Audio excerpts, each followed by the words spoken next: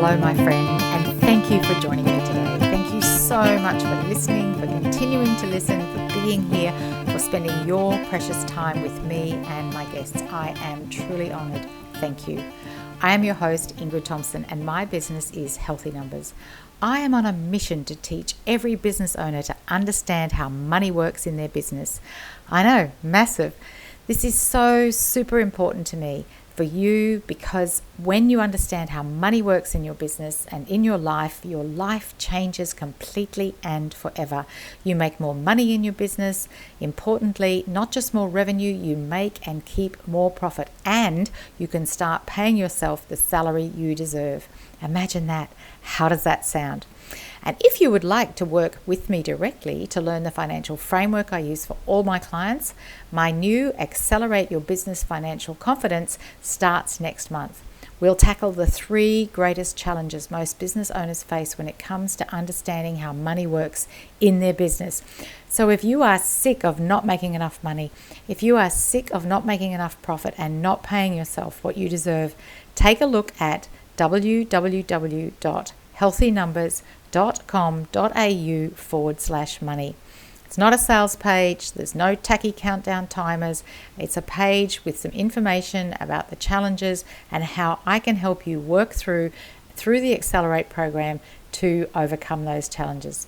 I'm here to help you, and this podcast has been made just for you. Let's get into today's episode with Jack Tanasi, who is such an inspirational person. Here's what Jack had to say when I asked him about when was the moment his business felt real. So the business felt real for me, which was probably a similar story, was when I was out for dinner with a friend of mine, and I actually saw someone wearing a Frenchie out. And they walked past us. We're actually in Carlton, and they walked past us wearing the Frenchie. And our Frenchies are pretty noticeable. You can tell it's our product.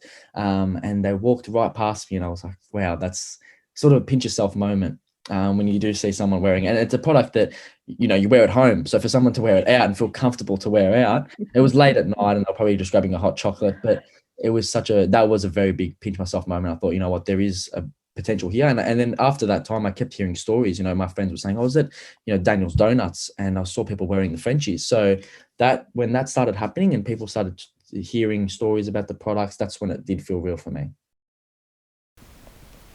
You can absolutely hear in his voice his pride and his love of his products and his customers.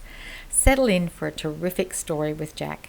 As always, there's no advertising on this podcast apart from me and my guests, and you can find Jack at frenchiewear.com.au. The link's in the show notes. Here's Jack sharing his business startup story and lessons learned. Are you ready? Let's go. Hello, and here we are today with Jack Tanasi. Hello, Jack. Lovely to see you. Lovely to see you. How are you going? Very good, thank you. So let's get started. Where in the world are you right now? Right now, I'm in Melbourne, Australia, just coming out of lockdown, stage 4. Yeah, I think one of the longest lockdowns in the whole world, really, actually. It feels like Who knows? By the time this goes to air and by the time people are listening, it could all be different. So exactly. anyway. Hopefully people are at the beach and relaxing at that time. Indeed. So, Jack, tell us about your business. What business are you in? Yeah, beautiful. So I'm in the loungewear industry. So I launched Frenchie Wear back in June in 2020. So we sell oversized hooded blankets and potentially, hopefully, by the time this goes out, we'll have a few other products as well. But we're in the loungewear industry. So we sell, hooded blankets and products based around, people feeling comfortable at home. Yeah, and what better time to do that than at a time when people were going to be at home? Exactly right. So, Okay. we launched the business in June 22nd, which I believe was just before the lockdown had started or just after it. Okay, so the 22nd, of course, which is the winter or summer solstice, depending on where you are in the world. That's quite, and the 2020, lots of nice twos there. I love numbers. Yeah. So why, Jack? Why do you start a business in June 2020? So I come from a marketing background, and I have a company called Business Boomers. So I was always assisting people in growing their e-commerce businesses. And I'd always thought, I've put all these strategies together, but I've never actually implemented them for my own. So I thought, what a great time, coming into winter. We had some free time, obviously being in lockdown. I thought, best time to get ahead and do it. So I started Frenchie Wear. came up with a concept and was trying to find that product that stood out, that was quite unique. And we do a lot of influencer marketing, so that would really grab the attention of the consumers on social media. And that's the product that we found, which is the oversized little blanket. Obviously, when people do a picture or do a post, it is quite, attention grabbing. It's quite big on the screen. And that's why I thought this would be such a perfect product to introduce. And certainly being a winter time in Australia and in the Southern Hemisphere, it certainly lent itself to large hooded warm comfort. And when people are feeling miserable, they want that something to make them feel better. Yeah, exactly. So what did you want from the business from day one? Because you said you'd been helping other people do this sort of thing in e-commerce, but what, Jack, did you as a person want out of the business from the beginning? Absolutely. I wanted a business that I could be proud of and that I would see people actually wear. So, when you send out all these products, you have people wear them, but deep down that you're sending to them. But what I wanted was people to actually enjoy the products and sort of hear about it and say, "Oh, I've got a Frenchie too." And actually last week there was one of my friends lives in this street in Templestowe, and he was saying, "Oh, my neighbors actually own a few Frenchies. They love it." So that was a sort of really big moment for me, saying, "Okay, this business is real." And that's sort of what I wanted from the business, was the people to love the products as much as I love it. And then to go, we also obviously sell a lot of kids products as well. And we work with a lot of kids charities. So I did really, really want to emphasize that type side of the business as well. Yeah, so there's nothing so gratifying as seeing your products out there. Or Correct. I was listening to an author saying it was lovely, when she would be on a train or a bus and she would see somebody reading her book. So it's Yeah. that same sort of feeling, isn't it? Yeah. Yeah. Correct. Yeah. All right. So this is one of my favorite questions: is, Jack, when did this business feel real? So the business felt real for me, which was probably a similar story, was when I was out for dinner with a friend of mine, and I actually saw someone wearing a Frenchie out. Um, and they walked past us. We're actually in Carlton, and they walked past us wearing the Frenchie. And our Frenchies are pretty noticeable. You can tell it's our product. And they walked right past me, and I was like, wow, that's sort of a pinch yourself moment. When you do see someone wearing it. And it's a product that you wear at home. So for someone to wear it out and feel comfortable to wear out, it was late at night and they're probably just grabbing a hot chocolate, but that was a very big pinch myself moment. I thought, you know what, there is a potential here. And then after that time, I kept hearing stories. My friends were saying, I was at, Daniel's Donuts, and I saw people wearing the Frenchies. So that when that started happening and people started hearing stories about the products, that's when it did feel real for me. That is such a beautiful example to just be sitting there and then, is that one of mine? Oh It my is one of God. mine. Yeah, I was with my partner and I was like, did that just happen? That Yeah. is that pinch me moment, isn't Yeah. it? Yeah. So you'd been helping other customers of yours, clients of yours, get e-commerce stores up and running. We've sort of talked about this a little bit, but how did you know that this oversized blanket with a hood was going to be something that people wanted? Yeah, absolutely. So I had actually thought of a lot of products. I actually went to China in October just before the virus hit, and it was such a big wake up call for me because when I went there, I was looking for this product. People always say go to the Canton Fair, go to these trade shows, and you'll find a product. And I actually went there and didn't find a product. Invested thousands, the trip, the holiday. That wasn't really a holiday, but the accommodation and everything, and I didn't find a product, which was quite disheartening. But when I came back, I thought, it's not, it doesn't need to be that difficult. You need to find a product that is unique. um, if it's not unique, good price point, good margins. And what I thought was, I've got to tick all these boxes. A product that can be shipped quite easily, which ours can, which is cost effective to buy in bulk, and is also something that people will love, and hopefully pass on to their friends. And it is a product that, if you like it, you will refer to people that are around you, or people will see you wearing it saying, I need one. And that's why when we launched, I was very scared about the returning customer rate being quite low, because you buy one and you have one and that's it. And if it breaks, you probably wouldn't buy another one. So that was it. You'd just have one. But what I found was we have a very high returning customer rate, because if one person bought it in the household, 5 times out of 10, 6 times out of 10, the other people would want one. So they would go back on and purchase. So yeah, so coming back to the question of, how I found the product, was I was looking online, the competition, there wasn't too much competition. There was one big brand, but I thought, this is a really good product that is also scalable. Mm. And if you have a look at our website, we've turned one product into 9 SKUs. So we've had one product, which is the pink Frenchie and the charcoal Frenchie, but we've now got kids Frenchies. We've also got couples packs. So it was about using this one product and utilizing it and turning it into so many options on the website, like family packs as well, socks, sleep masks, and then obviously, hopefully in the future, transitioning into more products. Yeah, that is such a beautiful example. So right now, if people haven't figured out where you are, it's Frenchie, Yeah, spelt FRENCHIE. wear.com.au. Okay, and then Instagram, Facebook, everywhere else that you are, it's Yeah, the same. it's Frenchy Wear. Yeah, Yeah. Frenchy. So wonderful to get a name that you were able to get, because that's a challenge for people today, is to get a business name. Yeah, Yeah. it was. So when we launched, we came up with, we had a lot of different names that we tried, and we thought, Frenchie is obviously the bulldog. And when we were discussing the names, and I was discussing the names, we actually had a Frenchie next to us, and we looked at it and we thought, so cute, and we thought that's probably the name.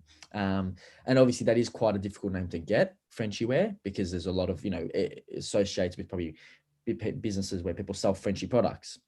Mm-hmm. And that was a difficulty because we've now trying to scale to the US and the UK. So there was actually a Frenchie Wear. So we had to obviously acquire the name off them, and the social media platforms, etc. Oh, But that's quite a challenge. Yes. it was a very big challenge, but we got there in the end. And yeah, we couldn't be happier with the name. I think everyone loves it. It's very fun, very friendly. Yeah. Yeah. And do you have a Frenchie mascot? I don't. No, I don't. Hopefully soon. I've been trying, but it's been a bit difficult with the virus. But hopefully Yes. soon. There's a very high demand for the dogs, and Yeah, and that isn't. Mind you, there's probably loads of rescue dogs somewhere that could do it a yeah, good home as well, and you could just call them Frenchie. You could get a exactly. rescue dog and just call it Frenchie. So you've had really good feedback. It sounds like your customers are buying more for their friends. I mean, it sounds like a great gift idea. You've branched into other, for kids, for couples. Super, super smart. Um, let's look at numbers.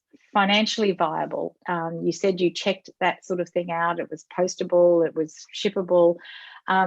Did you crunch some numbers? Like, talk to us a little bit about that part, and then pricing. How did you figure out how much to charge? Absolutely. So before I launched the business, I went into it, I obviously had experience with e-commerce brands, but really wanted to go into it with no arrogance and pretend that I knew nothing about e-commerce. So I sat down with 10 entrepreneurs that started e-commerce brands, and I said, I'm a sponge. Just have a chat to me, and I'll, if I have to pay you for your time, I'm happy to, but just chat with me about how to start the business, margins, what should I be looking for, percentages, etc. So that's what I did, for the first month of lockdown. Instead of obviously playing PlayStation like a lot of people did, I was just having meetings and meetings and learning about e-commerce. And with the products and the pricing, it was a lot of number crunching. And obviously, when you go to based businesses, the more you buy, the cheaper it gets for you. But what we found was, as long as it was feasible, and the cost price wasn't too high at the start, and we could allocate some funds, obviously growing the brand, because it's all good and well, you could spend 90% of your budget on stock, and if you've only got 10% left for the brand, you're not really going to get anywhere. So it's about finding that good medium of how much money can I invest in stock, how much money can I invest in the brand. And look, obviously in a perfect world, if you're knowledgeable and you have the expertise, you can do a lot of the branding yourself with graphic design work and everything like that. But for us, it was very much so, let's just find out what can I do, and what can, to sort of cut some costs. And it's about running the business lean at the start, in my opinion. Mm. Yeah, And at the same time, if you're really good at a particular aspect of the business, if you take away from spending your time in that to spend time on something you're actually not very good at, is actually not really good use of exactly right. limited funds at the beginning, is it? Right. And I would Yeah. suggest, for a lot of people that are thinking about doing it, is make sure that the product's good. It's fantastic. But look, I was very happy with my product when it came, and it's still been the same. We were so happy with the same. We did probably 3 months worth of testing. But at the end of the day, that's something that can always be perfected as well. So Mm. if you don't need to stop and say, oh, the first one's hasn't been good, second, third, fourth. You can always improve. I would suggest, definitely get going, and Yes. obviously working out, the fine tuning. There's always going to be fine tuning regardless. The biggest businesses in the world will still fine tune after 4, 5, 10 years. So Yeah. that's, yeah. And again, for a lot of businesses, I would say margins are very important, but you're not going to be profitable, for the first 6 months anyway, because Yeah. every dollar that comes in, probably the first year, every dollar that comes in needs to go back into it. So don't be too hung up on the margins, and focus on, really getting it out there. But you do need to be selling it at a price that is more than what you pay for it. Of course. Yeah. It goes without saying. It's so Yeah. true what you say, because if you think about the phone and where we are with the phone now, like Yeah. Apple, we're up to number whatever it is. I Yeah. mean, if you compare this to the original one, there's been a lot of tweaking, a lot of iterations, there's been a lot of new developments as new opportunities come forward. And I'm sure if we say to the owners of Apple, what would you have done for the first iPhone differently? They would have a PDF of 300 pages that they would have done differently, but it doesn't mean the first one wasn't successful. Well, they were the first to get it out there, weren't they? Right. So funding, did you have some stashed away, or did you borrow money? What did you do? So funding for me, I really used my marketing business funding to start my Frenchy Wear. So I'd always thought, anything that I did consulting and help people, grow their brands. And I thought that's going to help me grow my brand. So I was doing a lot of work on the side for that, to fund Frenchy when we launched. That's what I used. That was the capital that I invested from my first business into the second. Fantastic. So, Jack, when we were talking before and setting up this interview, you mentioned that this idea of going and just being a sponge and getting as much information from the businesses, and you were willing to pay them, you use that month instead of PlayStation to do your research. There was one that stood out. Tell us about the one that stood out for you. Yes, so the one that stood out for me was, ironically, probably I spoke to probably 10 different businesses, and the smallest business, in regards to obviously sales and turnover, I learned the most from, because obviously, a business that's quite small, not necessarily struggling, but not doing amazing figures, they're the ones that are obviously going to have to work as hard to get those figures and grow their business. So they were in the growing stage. They were trying to get to where the other 9 businesses that I'd spoken to. So, and for them, I learned a lot of the little things that the big businesses took for granted, like how to set up shipping. Big businesses aren't going to worry about that. They've got people and staff to worry about that. So that's what I actually learned the most from, and I took the most from. And it was, really eye-opening to see, and again, with e-commerce, you're going to have days where you don't have fantastic sales. And that's what I learned from him what to do if you're not having sales, and how to push for those sales. And and one other thing that I did learn was having multiple streams. It's almost like having multiple streams of revenue and income. You could have 3-4 jobs, and it's the same with e-commerce. You have your Facebook ads bringing in a certain amount of money, and your social ads, but you have another store on Etsy, or we don't have eBay, but eBay could be one, or you need to have multiple streams. So that way, if one's sort of not performing as you would, hopefully the other 3 are there to back it up. Yeah, thank you so much for that, because, I think we tend to look at bigger businesses and we look to them for inspiration, but often it's the other small businesses around us that we can learn from. So I love that. So thank you for sharing that. Pleasure.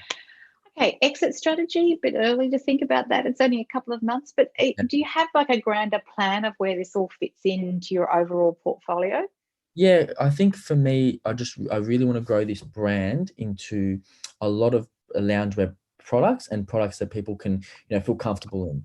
The one thing that I was very happy about hearing, and it was an intention of ours at the start as well, was people feel comfortable in this product. It's not a product where you need to feel like, for example, with gym fitness apparel, you need to feel good. You need to feel like you've got the physique. Anyone can wear our products and feel comfortable. And that's the sort of avenue that we're going with this business. And now, we've got a few other products that are going to get launched. And it's just about making people feel comfortable in their own homes and lounging around in. Yeah, and it's a beautiful gift product. So Father's Day, Mother's Day, Christmas, and like you said, if you have more than one of them, it doesn't really matter, does it? Exactly right. It is exactly. All right. Now, you mentioned earlier about the lessons learned. And if Apple they'd have pages of lessons learned. But reflection for you already. If you could take a magic wand and go back to June, what might you have done differently? Yeah, it's a fantastic question. I think for me, I would have probably backed myself more. What happened with us, we sold out our our first year's worth of stock in the first month. And if obviously, Stop.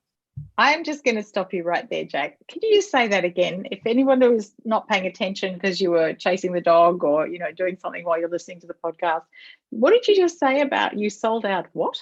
So we ordered our first shipment of stock, and we anticipated that it would last us the first year, or 6 months, around there, 6 to 12 months, and we sold it out in the first month. And Congratulations. thank you so much. And whilst that was fantastic, looking back, I would have, I should have backed myself and thought, what, I am capable of getting these type of figures and these type of sales. So I would have obviously ordered a lot more stock, and sort of put a lot more of that into the business. But obviously it's a good thing. So it's not something to be ashamed of, but it's something that moving forward, I know that any future products that come out, I need to prepare for that and make sure that there's no, stalls or anything like that with the business. Yeah, because there's a time delay, I'm imagining, between when you Correct. order them and they get here. Correct. So do you drop ship, or do they come here and then you distribute? So we have all of our products in a warehouse, with all branding on it. We have quality control agents to check our products. Obviously, with drop shipping, you can't really do that, and that's why we have really good quality products. We have thousands of reviews on our website, so that's why we pride ourselves on that. Yeah, no, that's beautiful. If somebody could have told you something, and you did, you went and spoke to a number of businesses, is there anything else that you sort of wish you'd known it's a slightly different question to what you'd wished you'd done differently? Yeah, I think, to be honest with you, a lot of people just said get started. And it's something that, I've listened to podcasts all the time in the car, and, you hear all these people say, just get started, just get started. But again, you're listening to the success stories, and you don't know about the, what would the people that haven't done too well have said. But what I would say is definitely get started. That is my biggest takeaway. And that's what everyone said to me, but also prepare. So for me, what I was very big on was, if you're going to do something, you do it right. And it's nothing to do with, investment or capital or anything like that, but tick all the boxes. So that way, when we launched, we had a checklist, and I went through the checklist and said, is our email chain up to scratch? Yes. Is our ads up to scratch? Yes. Is our content up to scratch? Yes. So we did every single thing that we could prior to launching. I was very big on obviously with a pixel, with a Facebook pixel on your website, you're going to get the most amount of traffic to that site when you launch. So everything needs to be put in place for launch day. Because that is when the business is at its peak. That's going to start, and that's going to set you up for the future. So that's something that I really took, and everyone said to me, just make sure you have all your stones unturned and you can get it going. Yeah, no, that's such a great piece of advice for everybody there. Now, Jack, you've mentioned we a few times. So you did actually start this business with another person. Yes. And many people want to start with their sister, their brother, their friend, their romantic partner. What would you say to people who are considering getting started with someone else? What's been your lessons in this process? Yeah, so my lesson would be definitely have your set tasks and roles, which we did have when I had my business partner, and that was what really worked for us. So I was very front end, and my business partner was back end, and obviously now that it's me by myself, I think that I've transitioned it, and it was quite hard at the start, but you need to set tasks and roles for yourself then. So I've now taken on everything. So I've given myself a sort of a notes, which is called a 3-day action plan. So if I have an idea, I have 3 days to action it before I'm held accountable for myself. Which is sort of what you should do even with a business partner. If you're going to business with a friend, you need to be accountable for each other, and you need to both be putting in equal work, and etc. And that's why now that I'm by myself, I need to be accountable for myself. So if I haven't, if I have a PR strategy that I want to release, it might take a month, but if I don't get it started within 3 days, it's just going to get prolonging and getting me pushed back. So that's something that I definitely have learned on how to do. I love that. Yeah. 3 days. Yeah. 3 days, yes. So has it been tough? Because you're making it sound like it's been a lot of fun. It's been really successful. What makes it tough? And, how do you untough? How do you get through tough? So I think the tough thing would be to do, and a lot of people do get into this stage where, especially when you're ticking all the boxes and you're getting everything done, if it's finding things to do. You're at the end of the day, and if there's not much to do, you've got to find more things to do. And that's when you sort of have those tedious tasks that you don't really want to do, like your emails or your custom emails. So for me, I'm very time management based. I'll have my calendar set up. So I do all my customers first thing in the morning. The Mm. task that no one really wants to do is go through emails. So get that really done before 9 a.m., 8 a.m. And then move on to, your fulfillment. If you have a 3PL company, you might need to do some dispatching notices with them.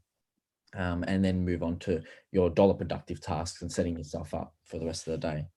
Yeah, lovely, wonderful. We can't do it all ourselves, though. You mentioned there an order fulfillment. Who's been of greatest assistance? Who else is in the business? Who else helps you do stuff? So we've got a team of graphic designers, photographers, videographers, and they're all fantastic. I couldn't have done it without them. We're all quite young and we work really well together. And we're probably half of us were all school friends as well. So that's what, and we're all quite young and motivated. And everyone that's been involved in the business has been really involved and they've had a fun with us.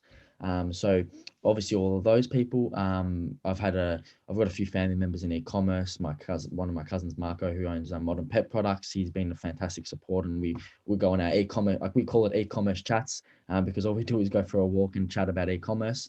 And he's been a fantastic help as well. So you do need that, that sort of friend or someone to have a chat with and help you through those times when you're going through difficult times, like, you're not finding things to do and you're thinking, oh, I'm a bit stale, sales are good, but what else can I be doing?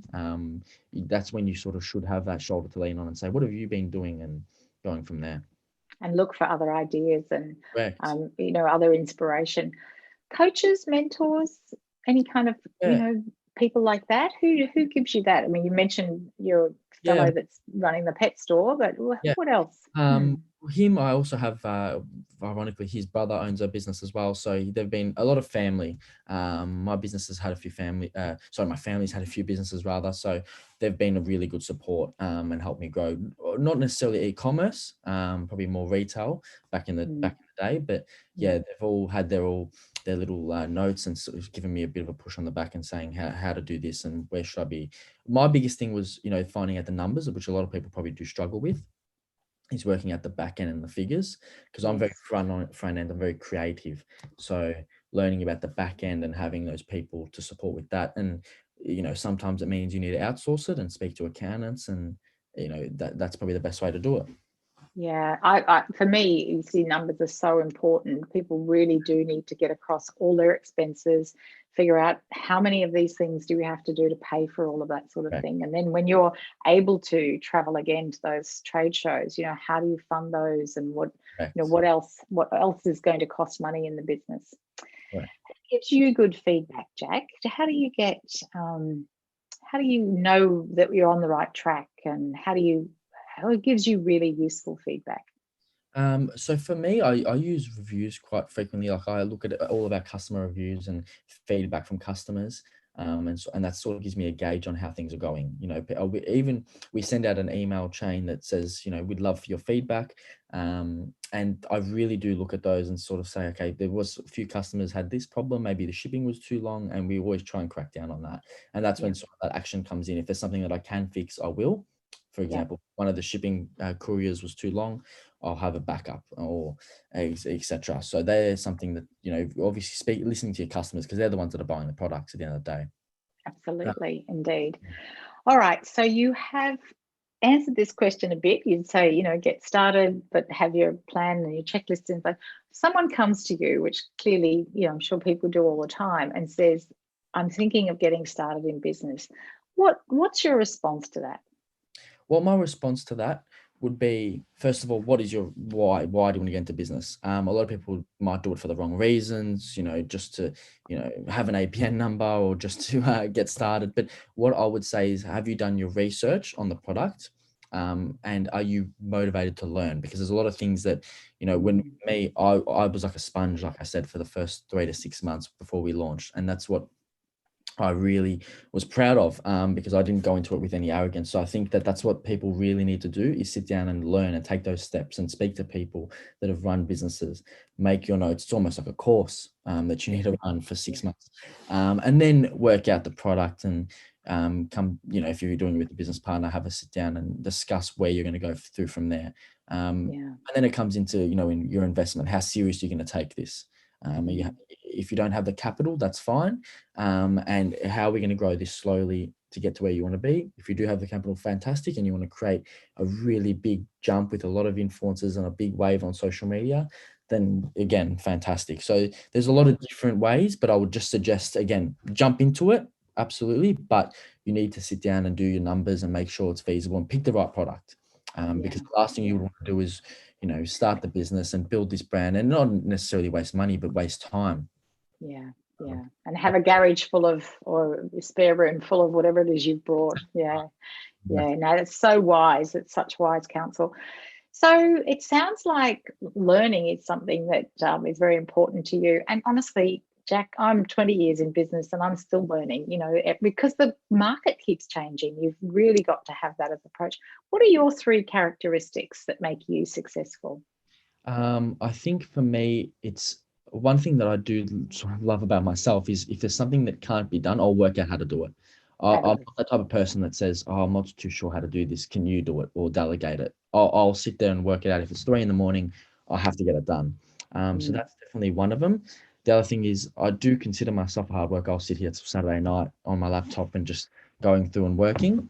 And I'm not afraid to give anything a shot. Obviously, again, for starting out, when we started out, money does come into it. But now when your business is started, give everything a shot. You can throw some money in, and if it doesn't work, at least you know not to do it again. But always open new opportunities.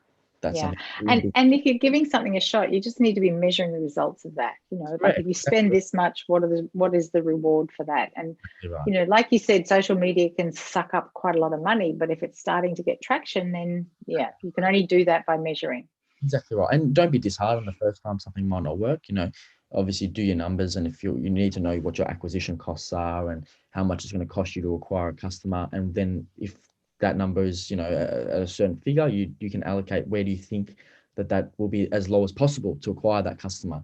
It might be third party apps like Etsy or eBay or anything like that, or it might be through social media, or there could be email chain, could be one. It's about working out where you think that it's your time and your money is best invested.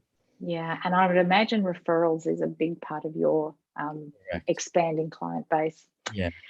Jack, congratulations on putting together something that has really taken off in an amazing way. Looking forward to whatever the summer products are, but it's just amazing what you've been able to do in such a short space. And is there anything else as we come to a close that you'd like to add for our audience?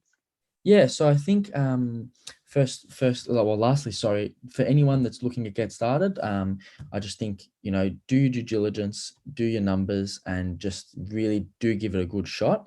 There's nothing really holding you back. E-commerce is probably I personally love it. It's one of my favorite industries to be in. But it's just about really doing your research and speaking to people that, have made the mistakes as well. That was my biggest thing, speaking to people and learning from their mistakes, and literally jot down their mistakes. And that way you're not making similar mistakes or as many. And that way you can really give it a good push. Yeah, it's wonderful. Thank you so much. It's been a pleasure talking to you. Thank you. And it's FrenchieWear.com. Yes. Beautiful. Thank you so much for having me. Thank you. Well, there you have it. Such generosity from Jack. What is your best takeaway from this conversation? For me, it's his total belief that he is a sponge to learning. He asks questions, he listens, he makes notes, he thinks about things, and he figures things out. I really honour him for going to those business owners and saying that he wanted to learn from them and to offer to pay them for their expertise, not taking for granted that these people would give of their time and their expertise freely and for nothing. So enormously respectful. If you know someone who's thinking about getting started or who's running a business who would benefit from listening to Jack's business wisdom, he truly is remarkable. Please share this episode with them. So if you haven't subscribed already, subscribe to this podcast so that you never miss an episode. We are in for a big year ahead. Thank you so much for listening. What have you heard today that inspires you to take action? As we always say, ideas without action, well, they're just that. They're ideas. And what about Jack's 3-day rule? For if he has an idea, he has to put it into action within 3 days. So my question for you today is, what actions are you inspired to take today or within the next 3 days. Till the next time, thanks for listening.